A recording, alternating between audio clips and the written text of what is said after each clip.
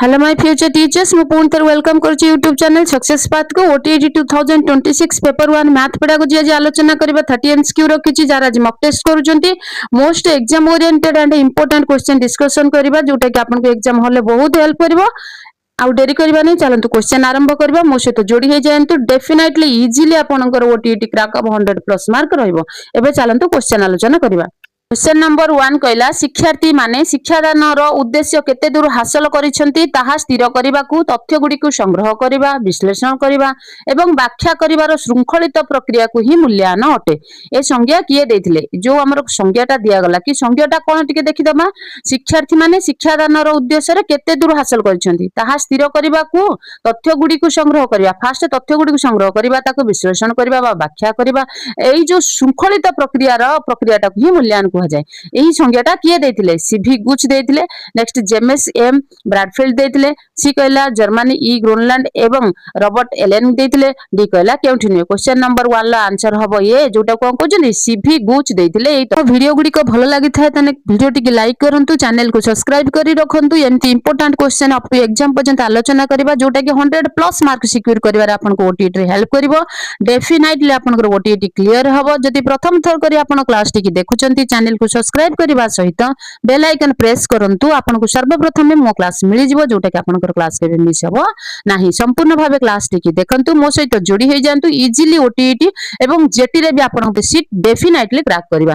जोटा शिक्षा मूल्यांकन रो जो संज्ञाटा सीवी गुच देथिले ए संज्ञाटा कोन शिक्षार्थी मानकर शिक्षा दान रो उद्देश्य केते दूर हासिल हेची केते दूर पिलाटा पढ़ी पारिची साकु जानिबा पई हेले तथ्य गुडी को संग्रह करबा विश्लेषण करबा व्याख्या करबा ए व्याख्या करके जो नियमित श्रृंखला को ही मूल्यांकन कहते एटा गोटे संज्ञा ताकू के देथिले सीवी गुच देथिले। मु भाबुची आपण भलो भाबरे बुझी पारुथिबे।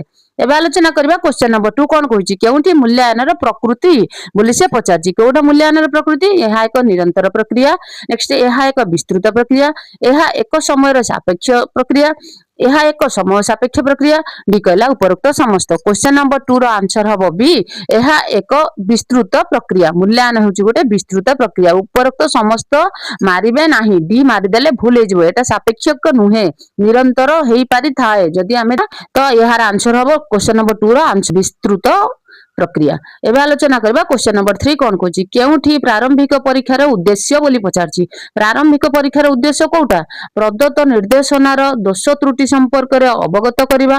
देखो प्रारंभिक परीक्षार उद्देश्य होची तार दोष त्रुटि निर्देशनार दोष त्रुटि संपर्क रे अवगत हेबा। बी कहला प्रश्नर व्यवहृत अस्पष्ट शब्द गुडी को चिन्हिबा।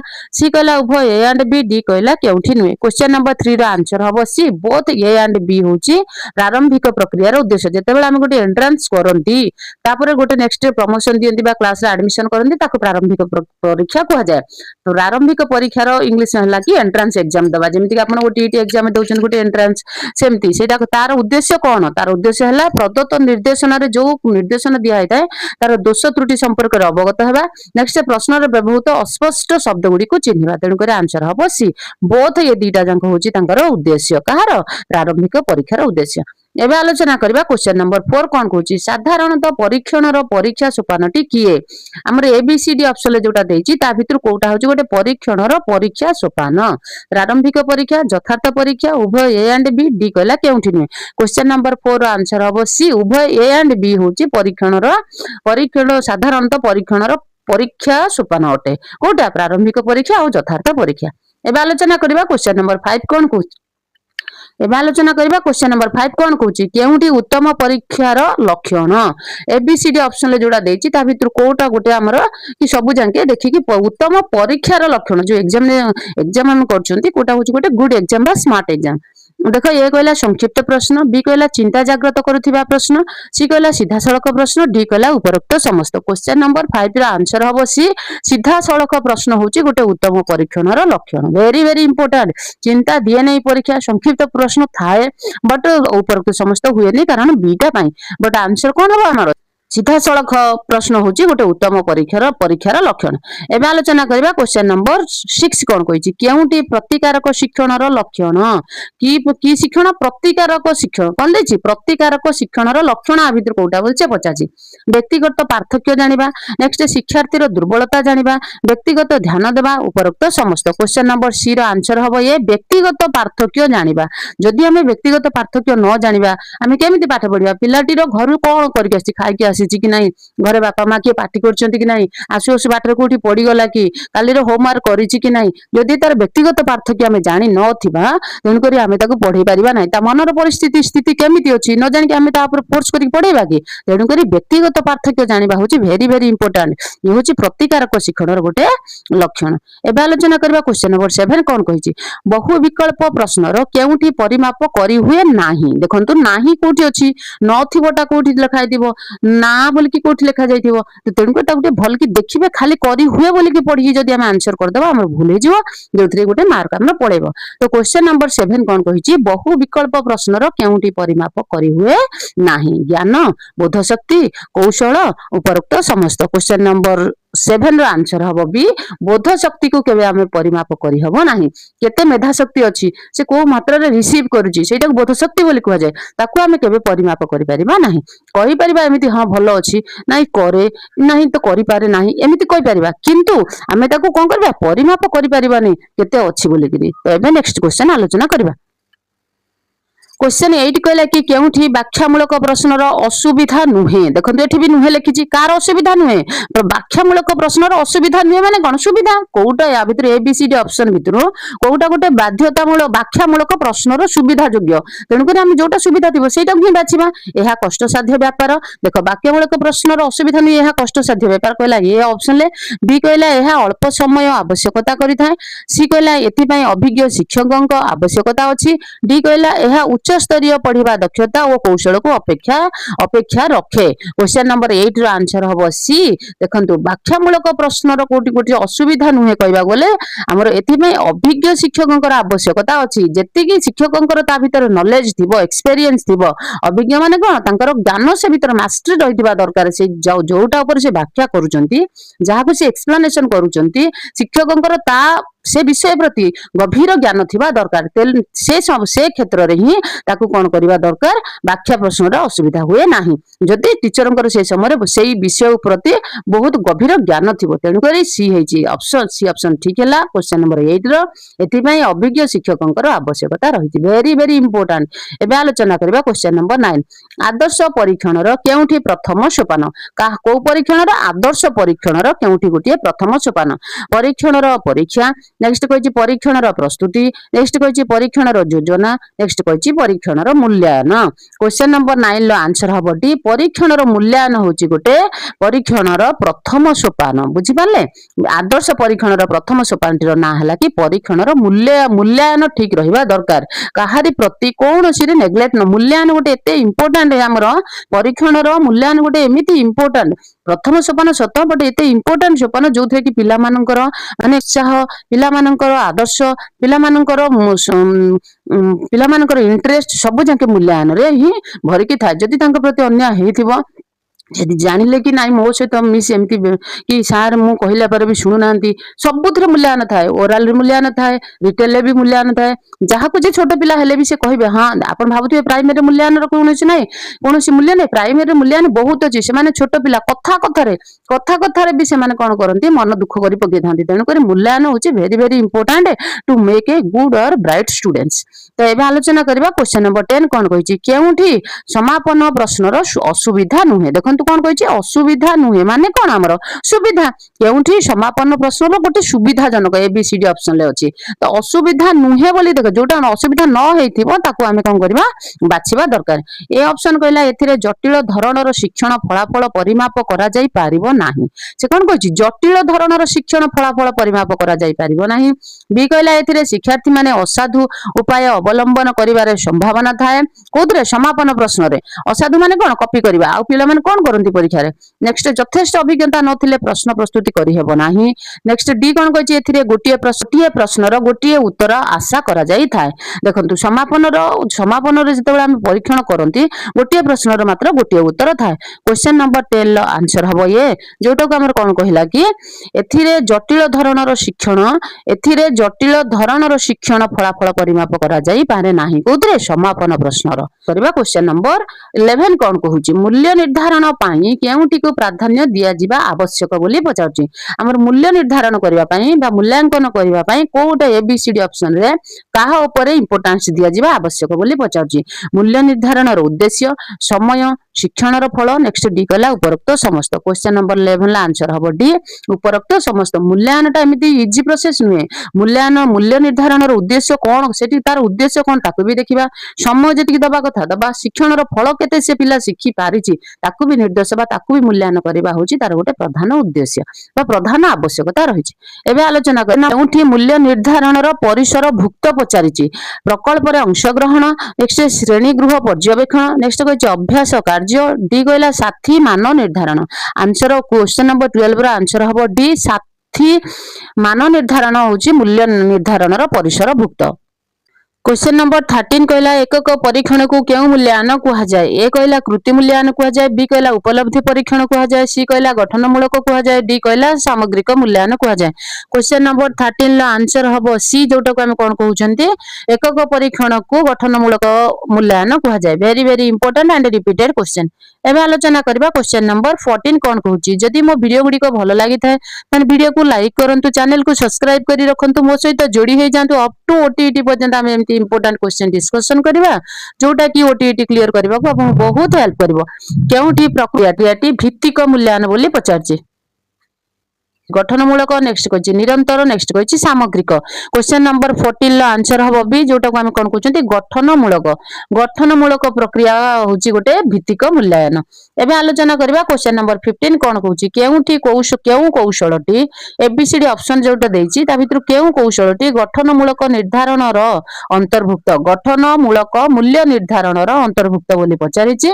ए बी सी डी रो ऑप्शन देखि कि कहिबा। ए कहला प्रतियोगिता, बी कहला एकक परीक्षण, सी कहला पर्यवेक्षण, डी कहला उपरोक्त समस्त। क्वेश्चन नंबर 15 ला आंसर हबो डी उपरोक्त समस्त। देखंतु प्रतियोगिता एबा एकक परीक्षण, नेक्स्ट पर्यवेक्षण, ये सब जाके होची गोटे गोटे गठनमूलक मूल्य निर्धारणर अंतर्भुक्त। एबे नेक्स्ट को देखिबा। एबे आलोचना करबा क्वेश्चन नंबर 16 कहिछि समाप्ति सूचक मूल्यांकन केते बेले करा जाय। कोन से कहिछि समाप्ति सूचक मूल्यांकन शिक्षादानर प्रथम भागर करा जाय, नेक्स्ट शिक्षादानर शेष भागर करा जाय, सी कहला उभय ए एंड बी, डी कहला केउठी नुहे। क्वेश्चन नंबर 16 ना आंसर हबो बी, जोटो को हम कोन कहंती समिटिव असेसमेंट कहंती, सेटा होछि शिक्षादानर शेष रे करा जाय। अरे एग्जांपल हमर कोटा हुए जेमति कि वार्षिक परीक्षा, षाडमासिक परीक्षा, आपनकर ओटीईटी परीक्षा, तापर आपनकर ओएसएसटी परीक्षा, ये सब होची समाप्ति सूचक मूल्यांकन। नेक्स्ट आलोचना करबा क्वेश्चन नंबर 17 कोन कहूची गुणात्मक तथ्य संग्रह रे केउठी साधन। कोन पई गुणात्मक तथ्य साधन संग्रह रे साक्षात्कार, नेक्स्ट कहूची पर्यवेक्षण, नेक्स्ट उभय ए एंड बी, डी कहला केउठी नुहे। क्वेश्चन नंबर 17 रो आंसर हबो सी, जोटा उभय ए एंड बी। जदि हम से साक्षात करबा तांका सहित जांगी मिसिबा एवं से जागा को जांगी पर्यवेक्षण करके देखिबा तो हमें गुणात्मक तथ्य से विषय रे संग्रह करि पारिबा। एबे आलोचना करबा क्वेश्चन नंबर 18 कोन कहछि फलाफल उपरे केउ मूल्यांकन निर्भर करे। क्वेश्चन नंबर 18 कहला फलाफल उपरे केउ मूल्य निर्धारण निर्भर करे। काहा उपरे? फलाफल उपरे। ए कहला समाप्ति मूलक, बी कहला निरवच्छिन्न, सी कहला व्यवस्थान, डी कहला केउठी नुह। फलाफल उपरे केउ मूल्य निर्धारण करे जोटा कि हमर रिजल्ट। त कोन कहछि क्वेश्चन नंबर 18 ला आंसर हबो ए, जोटा कहजंती समाप्ति मूलक। जेतेबेले षाडमासिक परीक्षा हेइ जाय, आपनकर ओटीईटी परीक्षा हेइ जाय, सेते हेइ साला परे ता फल ऊपर ही हमें मूल्य निर्धारण करि परिबा। केमति रिजल्ट हला आपन मानकर सपोज ओटीईटी पेपर क्लियर हो गला तो मूल्य निर्धारण आपन जेटी पई एलिजिबल हे गले आ आपन जेटी पई अप्लाई करि पारिबे। एटा होची कहते फलाफल उपरे केउ मूल्य निर्धारण निर्भर करे, से होची समाप्ति मूलक।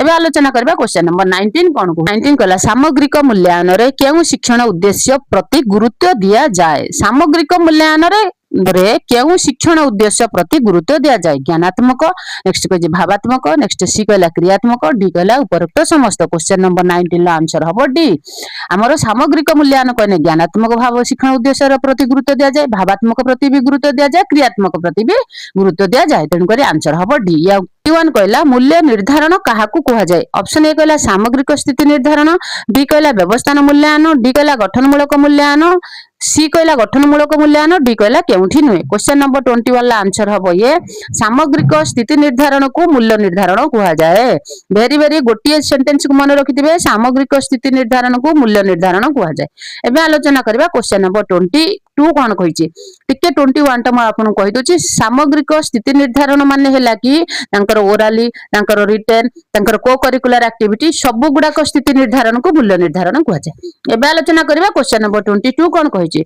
प्रश्न उत्तर पद्धतिर जनक किए Hubert next कहिछि John डीवे next किलपार्टिक next कहिछि पियाजे question number 22 रा आंसर हबो सी जोटा को हमर कोन कहउछन्ती किलपार्टिक होउछन्ती हमर कहार प्रश्न उत्तर पद्धतिर जनक एबे आलोचना करबा क्वेश्चन नंबर 23 कोन कहिछि कृतित्व परीक्षणर केउंटी प्रकृति कहार कृतित्व परीक्षणर कोटा तार गोटे प्रकृति बोली पचाछि निर्दिष्ट स्थिरीकृत रहे शिक्षक कृत थाए उभय ए एंड बी थाए केउठी नुहे देखो कृतित्व परीक्षण रो प्रकृति होची हमरो आंसर क्वेश्चन नंबर 23 रो आंसर हबो सी जोटा कहउछन्ती उभय ए एंड बी सेतिरे निर्दिष्ट स्थिरीकृत थाए और शिक्षक कृत भी थाए एबे आलोचना करबा क्वेश्चन नंबर 24 कोन कहउची केउठी कृतित्व परीक्षण रो उद्देश्य प्राकृतिक शिक्षादान रो परिमाप नेक्स्ट कहिछि न्यूनतम दक्षतार परिमाप नेक्स्ट कहिछि दक्षतार परिमाप नेक्स्ट कहिछि केउठी नुहे से कोन कहिछि कृतित्व परीक्षण रो उद्देश्य से कोन न्यूनतम दक्षतार परिमाप करे कि करे नाही क्वेश्चन नंबर 24 रो आंसर हबो सी जोटा को दक्षतार परिमाप को कृतित्व परीक्षण रो उद्देश्य केते दक्षता अछि से केते कहि पारुची केते आंसरेबल हेई पारुची से केते डेप्थ नॉलेज से विषयगत ज्ञान तार केते अछि ताकू कृतित्व परीक्षण बा दक्षतार परिमाप बोली कहै छै एबे आलोचना करबा क्वेश्चन नंबर 25 फाइ कहला शिक्षक केते बेले तुलनात्मक प्रश्न पचारि थांती शिक्षक केते बेले तुलनात्मक प्रश्न पचारि थांती शेषरे प्रारंभ रे उभय ए एंड बी डी कहला केउठी नुहे क्वेश्चन नंबर 25 रा आंसर हबो सी उभय ए एंड बी तुलनात्मक प्रश्न टीचर पचारंती केते बेले शेष रे आ प्रारंभ रे एबे आलोचना करबा क्वेश्चन नंबर 26 कोन कहूची केउठी उत्तम प्रश्न रो प्रकृति संक्षिप्त सीधा सड़क उद्देश्य संपर्क रे सचेतन कराइबा नेक्स्ट डी कहला उपरोक्त समस्त उत्तम प्रश्न रो प्रकृति बोली पचारजी भलो भाबरे रे क्वेश्चन टाको पढिबा तापर जांके आंसर करबा क्वेश्चन नंबर 26 रा आंसर हबो डी ए सब संक्षिप्त उत्तम प्रश्न पचारजी ब्लूप्रिंट कथा पचारजी एडी परीक्षण की मूल्य निर्धारण विषय किछि पचारनी प्रश्न कथा पचारजी उत्तम प्रश्न रो प्रकृति हला सेटा संक्षिप्त हवा दरकार सीधा सड़क रहबा दरकार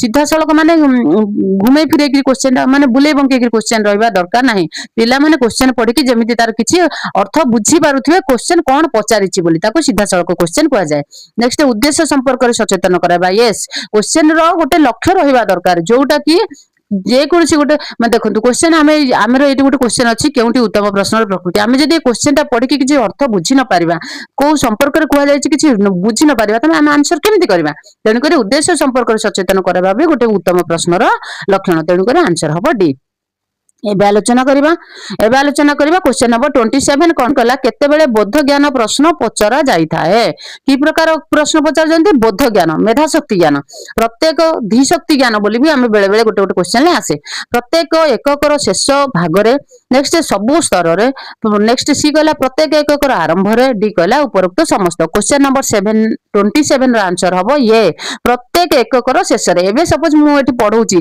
आपण मानको ए विषय रे गोटे क्वेश्चन एबे पचारि पारिमी शेष रे भी पचारि पारिमी आज आमे मूल्य निर्धारण विषय रे प्रश्न विषय रे पचारा हैतला ब्लूप्रिंट रो केतटी सोपान अछि सपोज मु आपन को एबे होमवर्क देली सभा शेष रे जो टॉपिक ता आमे पढांती तार सभा शेष रे आमे बोध ज्ञान विषय रे प्रश्न पचारंती पिलाटी से विषयगत ज्ञान आहरण कला कि नाही टीचर जहा एक्सप्लेनेशन करले पिलाटी बुझिला कि नाही टीचरंकर व्याख्या पिला को बुझाई पारिला कि नाही तो सभा शेष रे जे कोनसी गोटे आमे टॉपिक पढांती ता शेष रे आमे कोन करंती ता संबंधित बोध ज्ञान प्रश्न पचारि थांती तेणु कर क्वेश्चन नंबर 27 रो आंसर हबो ये भलो भाबरे मनोरंजन करबा क्वेश्चन उन्नतमूलक प्रश्न केउ मानक पई पचारा जाय को प्रकार प्रश्न उन्नतमूलक प्रश्न केउ मानक पई पचारा जाय मंथर शिक्षार्थी मानक पई धीमान शिक्षार्थी पई देखंतु एठी धी शब्द लिखा अछि धीमान शिक्षार्थी पई मध्यम मध्यम शिक्षार्थी केउंठी नुहे। क्वेश्चन नंबर 28 कहला उन्नतमूलक प्रश्न केउ मानक पई पचरा जाई थाए। ऑप्शन ए कहला मंथर जो माने स्लो लर्नर अछंती,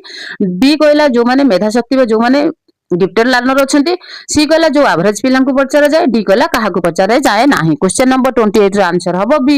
एक्चुअली उन्नतमूलक प्रश्न धीमान बा गिफ्टेड स्टूडेंट बा मूलक प्रश्न धीमान शिक्षार्थी को पचरा जाए, मंथर शिक्षार्थी को पचरा जाए नाही कारण से मान टिके स्लो अछंती। आ एवरेज पिला को भी पचरा जाए नाही। जो माने गिफ्टेड स्टूडेंट धीमान शिक्षार्थी को उन्नतिमूलक प्रश्न पचरा जाए बा क्वेश्चन पचरा जाए। एबे आलोचना करबा क्वेश्चन नंबर 29 कोन कहूची केउंटी निरंतर और सामग्रिक मूल्यांकन उद्देश्य। से कौन कही केउंटी निरंतर और सामग्रिक मूल्यांकन उद्देश्य शिक्षादान क्षेत्र में शिक्षार्थी मानकर शिक्षण उपलब्धिर क्रमिक प्रगति जानिबा, बी कहला विभिन्न पाठ्य तथा अन्य विषय रे शिक्षार्थी दुर्बलता और दक्षता जानिबा, सी कहला उभय ए एंड बी, डी कहला केउंठी नुहे। क्वेश्चन नंबर 29 ला आंसर हबो सी।